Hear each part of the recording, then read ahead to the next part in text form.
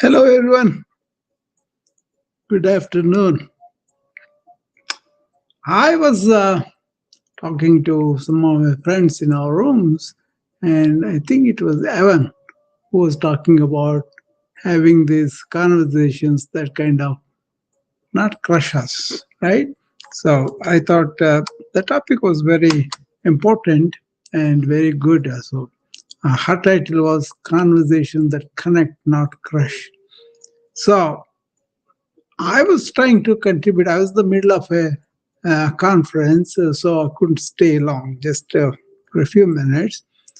Um, then I kind of expressed my learnings from the um, ancient wisdom, how it has shaped my communications with my patients, with my friends and family, and colleagues, right? And it was also important to for me to learn that because I kind of felt that we all need a refinement in when we are talking, speaking, or conversing, right? So I thought I will come and express to you what are the principles that I learned that appealed to me from ancient wisdom. Three principles, One is about uh, speaking truth, being right, and being on the righteous side. That's one. Other one is considering that we are all in one energy, or the entire living beings are one family. That concept, that they live like that too. Say, and then also there is what's called soul elevating conversations. Okay, when I put all these things together, then I felt like that's a very good way of going about it. So it's not like a um, speak whatever that comes to your mind or whatever is convenient to you at that time, or um, kind of having the difference of identification, like these people are different, I'm different, and we're all not really taking advantage of each other. Not like a transactional. And also, what kind of transformation is happening within you when you really participate in meaningful conversations? It could be your spouse, it could be your girlfriend, it could be somebody significant to you, son or a daughter, whatever, right?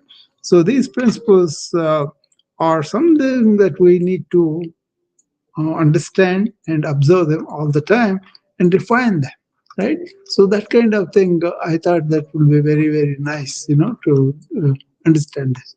So I will give you what was the view of speech in ancient times. So speech is far more than mere sound waves traveling through air. Definitely, right? So they named it Vani. Vani means consciousness itself expressing through the vehicle of words. Whatever words we speak, it is coming through our consciousness. Okay, so every utterance carries subtle energy, obviously, and then shapes our both the speaker and the listener at the inner level, at the consciousness level. So words at the time are seen as subtle actions in the spiritual sense, each one carrying its own karmic weight and consequence. So, when you plant seeds, for example, if you plant them in fertile soil, then the the fruits, or the flowers, whatever they come, uh, and they're really very nice. Okay, like that.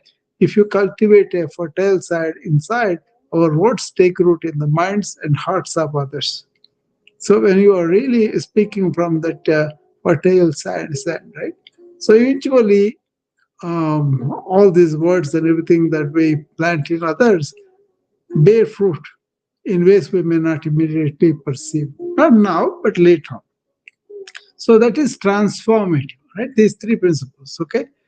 So what is right, what is true righteousness, and we're all in one boat, and also really helping people to understand that this is from the consciousness, which is our speech is going to be transformative to other people, not transactional. Okay, that could be outward thing. Suppose you want to go to shop, you want to buy something, you pick it up and come. That's okay. But if you are attending a talk that's going to be deep and meaningful and subtle to people, and then that definitely affects them inwardly. Some people get hurt. Some people really get angry when somebody speaks to them, right? So I am looking for, from the ancient perspective, alignment of hearts and also spiritual maturity. So if you have conversations that are meant to create resonance and understanding, not division or conquest, that's what is the aligning the hearts. And true evolution is revealed. If you are really evoluting inside, that is revealed most clearly in how we speak when we face disagreement. Somebody don't agree with us, they have a different thing, like in the current United States, Republicans and Democrats, they view each other as enemies, not as people of one country, right? So they kind of speak nicely in the presence of this kind of disorder. It used to be like that, you know. When I first came to this country, they used to say, "I agree to disagree," but still we measure up to that, that kind of thing. So in ancient times, what I learned was they have righteousness in dialogue. That means we're going to speak what is true. Satya. Satya means does this align with reality as we know it, free from any distortion, exaggeration, or the coloring of our biases. Almost everybody in the corporate world lie, white lie, and then they say, "Oh, that's all convenient. That's all what we'll do." But you know what? If you observe the cultures of exterior, they strive to say what is true. There are fantastic stories I heard about one king. His name is Harichandra. He loses his big empire and his wife and his kids and everything, all the money, everything for the sake of truth. So that's one thing. Second thing is what is called gentleness. So when I speak, is that rapid in kindness and spoken with a tone that's more important than what you say, that honors the dignity of the listener. The tone should be honoring the dignity of the listener. That's the second one. And third one is it beneficial? Whatever I am saying, I'm saying the truth. I'm saying in a gentle noise. But is that going to help other person? Is it beneficial? So Satya, Madhura, Hitam. Satya means true. Is it true? Madhura means is it gentle? And Hitam means is it beneficial? So whenever you have a conversation in ancient times, it's based on what's called dharma. Dharma is something that is righteous and that is done for the sake of everybody, and that is truthful, gentle, and also that is beneficial to the people who are speaking to. So when you have this kind of conversation, they said it's based on dharma, the principle of righteousness, the principle of equanimity, the principle of universal benefit. So this kind of conversation, it seeks clarity. and understanding, not victory or dominance. Looking for the clarity and understanding. It doesn't matter who is right. Okay. And then it does protect the dignity of all participants, even in the moment of conflicts. Like right now, the Republicans and Democrats can sit at one table and talk to each other.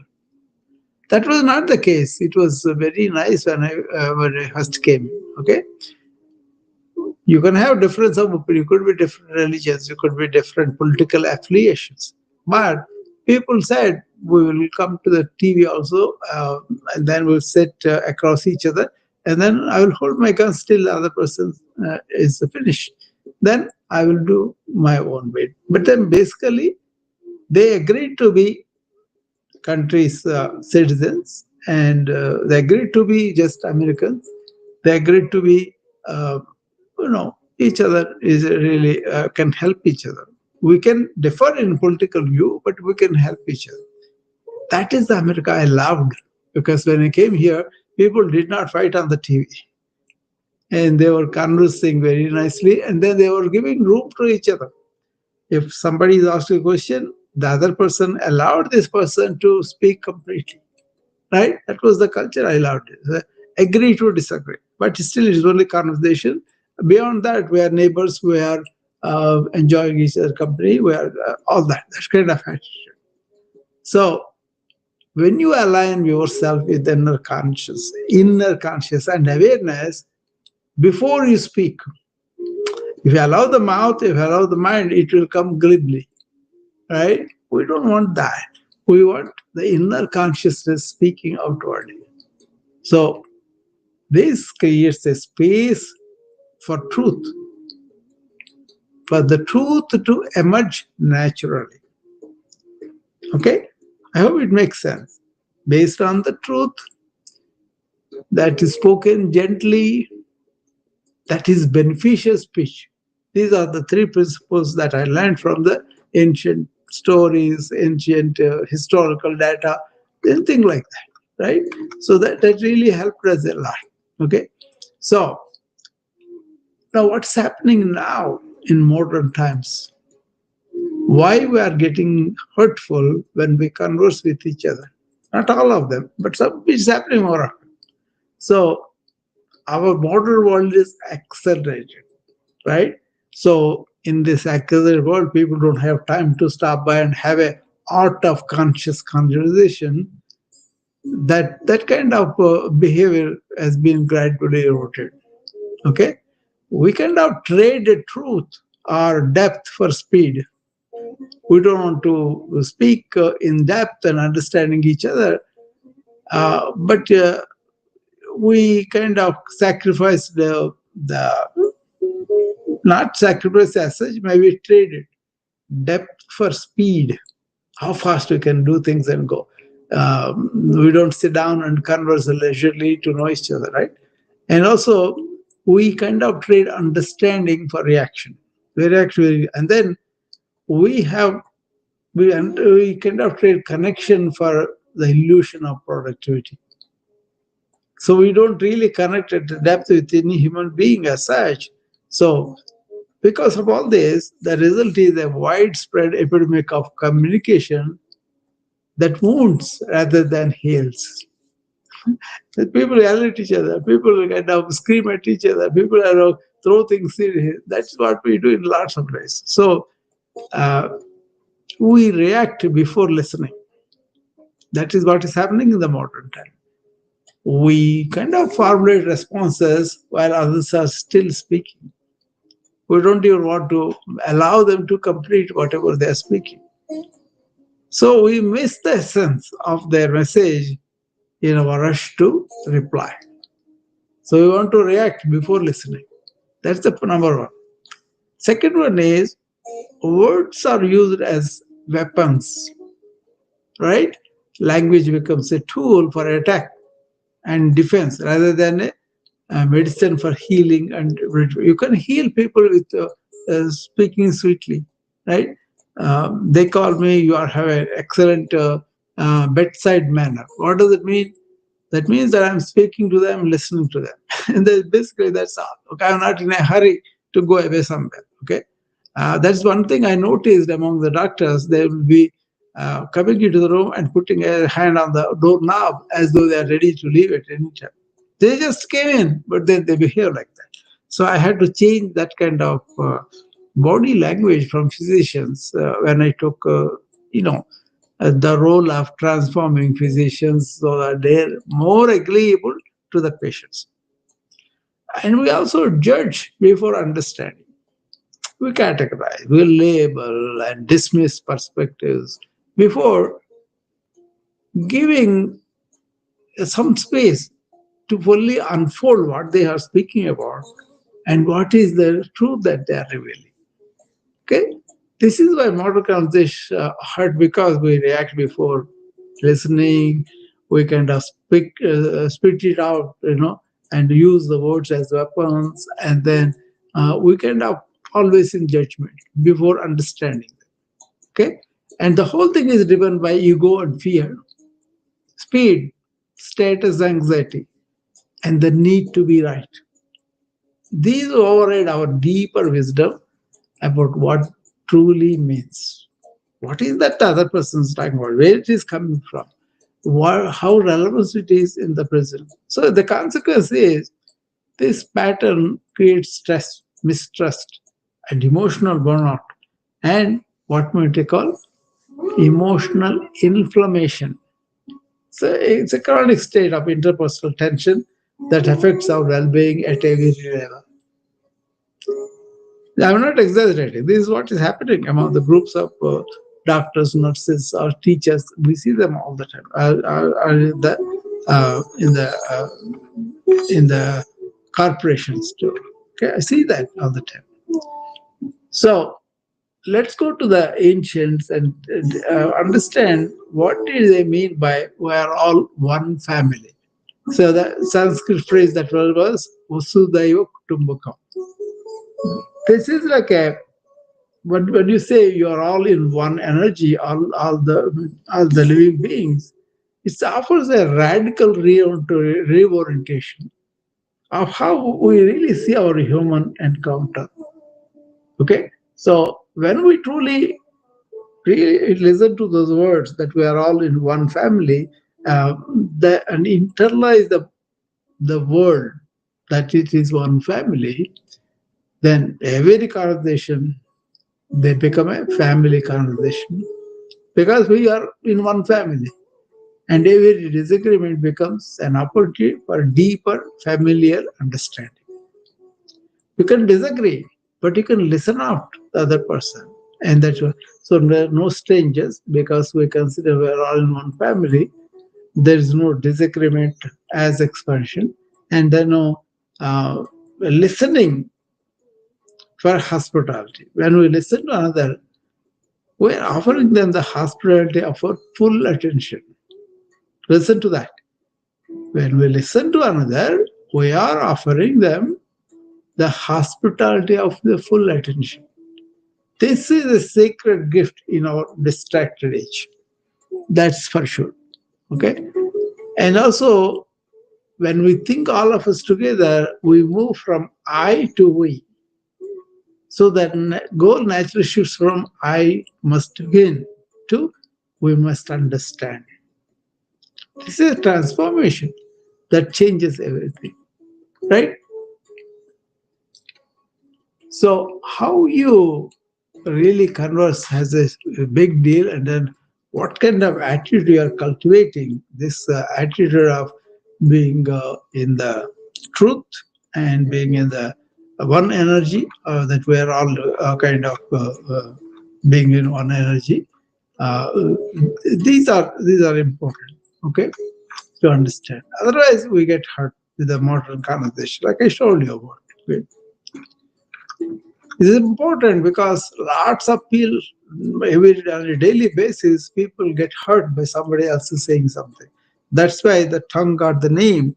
It's one muscle that has no bone, but it can hurt much worse than you're hitting with a bone. That's how the tongue became famous, right? So That happens. Now, the other thing also, when we converse with other people, are we elevating the dialogue to the extent of soul is elevated?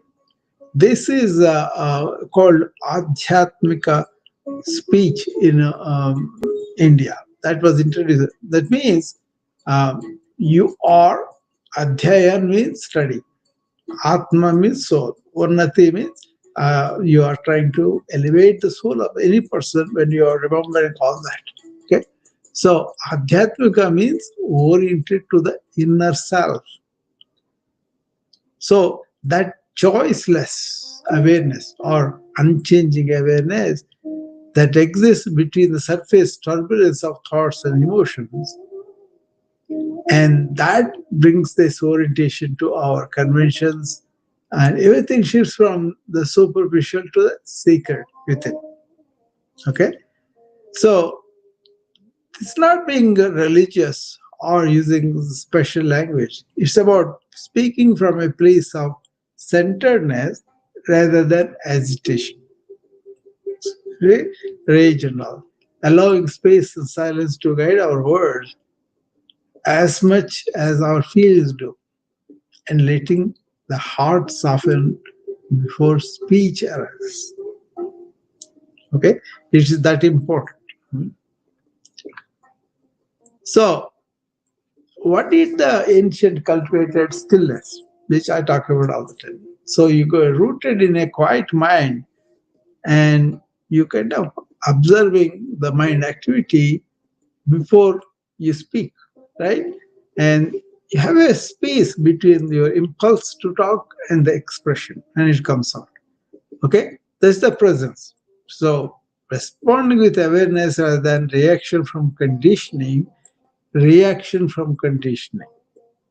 That's not how we are doing it. We are trying to cultivate the awareness within and express from it. So you establish yourself in the present. That's what it is. Then compassion. Suppose that person has this mistaken identity to the something else other than his own being, and then he's lying down. He's getting weaker, right? And also compassion goes the same way. Suppose you are still inside and you have present moment awareness, and you are showing kindness to the people around you, then automatically the upliftment happens, right? You feel lighter and you feel clearer and more connected than ever before the exchange. So, understanding all these positive things that can happen and with what qualities we bring when we speak is important, I think. So,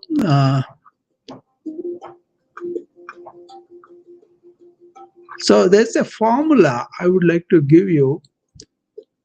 Whenever you speak, pause, take a deep breath. That's simple. Then also check your intention. Is it a secret intention or is it a uh, transactional intention?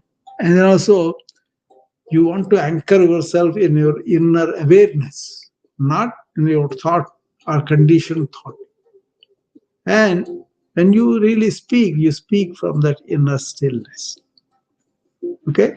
So you may feel like awkward to speak slowly, pausing and taking breath and really anchoring yourself in awareness.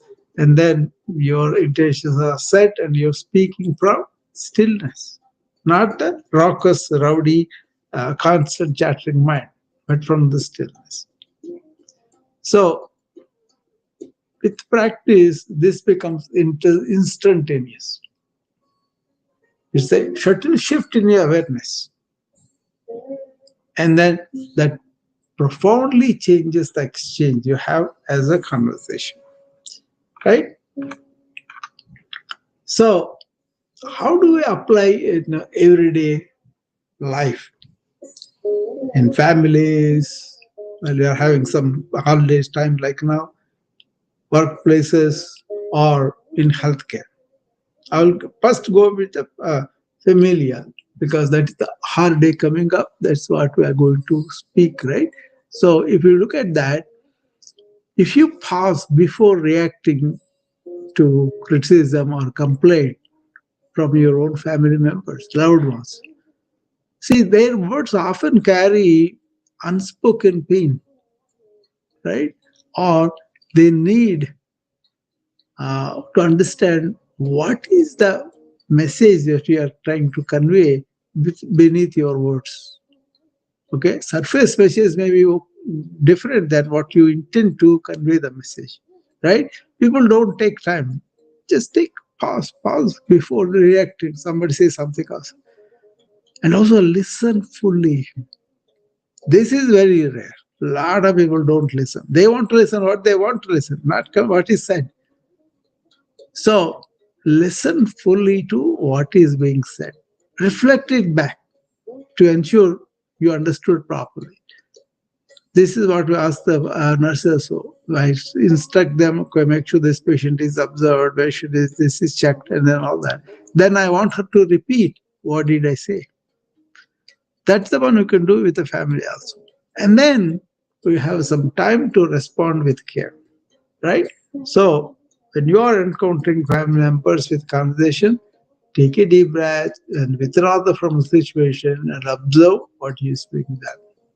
Then if you go to the work, see, uh, it's always better to do one-on-one meetings. So this is a space of psychological safety, and it's not an interrogation or performance review. Okay, that's not what you're looking for. What you're looking for is through dharmic rest, that is the righteousness, make it truthful, gentle, and helpful. So this is what I was going to work with our people at the work. Okay, so you can begin team meetings with a moment of collective presence to shift from scatteredness of minds to centeredness. Okay, and in healthcare especially, we got to speak to the whole human being, not just the diagnosis or symptom set. So if you remember fear, hope, and need, they have to be seen when people have them. So use words consciously here, not only to reduce fear, but also restore hope. So language itself can be medicine when wielded with awareness. So presence before prescription. That's my practice. Presence before presence before prescription. So when you are fully with the patient before moving to solution, that works better because you are listening better, right?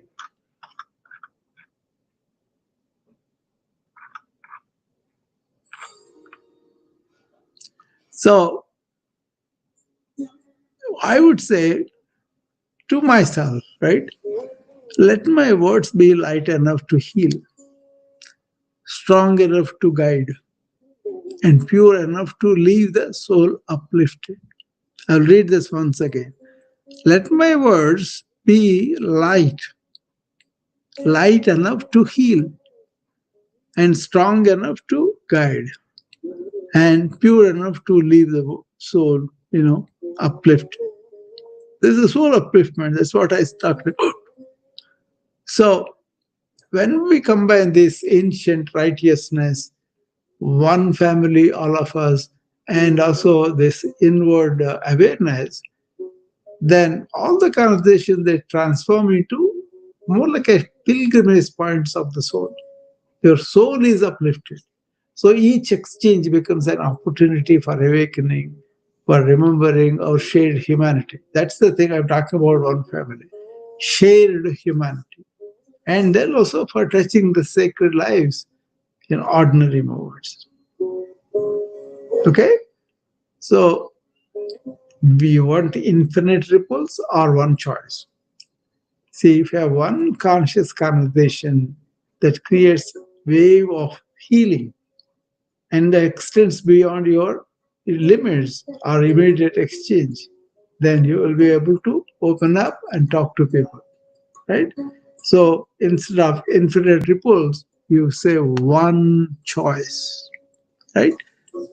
So this is how the world changes, not only through policies or programs, but through the accumulated effect of millions of small choices to communicate with consciousness. They want to speak from their own center. So what happens? Less heat, more light. Less ego, more presence, more essence. Okay? Less ego, then more essence. Then you are not crushing anybody, but less crushing and more connecting. So just to say, okay, I'm going to be letting one patient of mine be quiet and then console them. But generally, what happens is they are not quiet. That's why all sorts of problems come loose. So why don't you begin your practice today if you are not already doing it? The call to action is this: today, let one conversation be more conscious. One conversation more conscious and more compassionate and more righteous, correct in its own standing. Okay? Just one conversation and see what shifts within you, right? So that's what I wanted to bring you about. The way of conversation held the highest form of human communication, and they did not use typewriters, they did not use computers and all this, but they sat down and they wrote them on the sand. So that's about it. Anybody has any comments, you can come up now. Does that make sense to you? Because that made a lot of sense for me in my practice, in my conversation with my family, and also in my conversations with the business leaders and all that. Understanding what is one family of us, where all human beings are one family. Obviously, Americans feel they are so rich and so superior, they are superior than other people. That's why the racism comes up, right? But if you really don't have that kind of attitude, that kind of feeling outside, and you don't want to, converse with some people like that, there's a problem, right? So that's about it. And uh, I hope it made sense for you. And I will see you again. And I can. Bye bye.